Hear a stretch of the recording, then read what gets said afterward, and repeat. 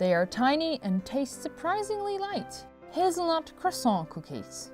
I actually could have bent them just a tiny bit to make them look like half moons, but overall I'm really happy how they look and taste. Get 175 gram butter at room temperature, add 175 gram cream cheese and 300 gram flour. And that is for the dough. You just have to knead it thoroughly until you get a smooth texture. When you're done with that, put it into a plastic bag and off into the fridge for about an hour. Now put in a separate bowl 120 gram sugar, 60 gram ground hazelnuts, and some cinnamon. I added about 2 teaspoons here. Mix that. If you like more cinnamon or any other nuts, that is of course up to you. Once it is out of the fridge, cut the dough into 4 equal pieces and spread about 2 tablespoons of that sugar hazelnut mix.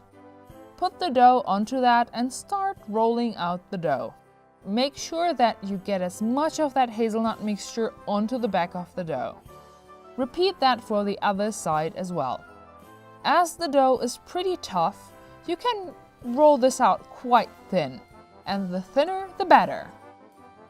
Finally, get a sharp knife and cut this into some long triangles. In total, you'll get 16 tiny pieces. And then just roll them up.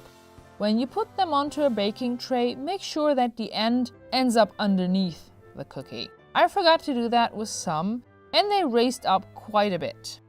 Bake these cookies at about 170 degrees Celsius for about 15 minutes. They'll get a crunchy caramel coat, which is just heavenly. This was day 11, ladies and gents. As usual, the recipe is in the description below. Don't forget to subscribe so that you won't miss our next video. See you tomorrow for day 12 of the video advent calendar.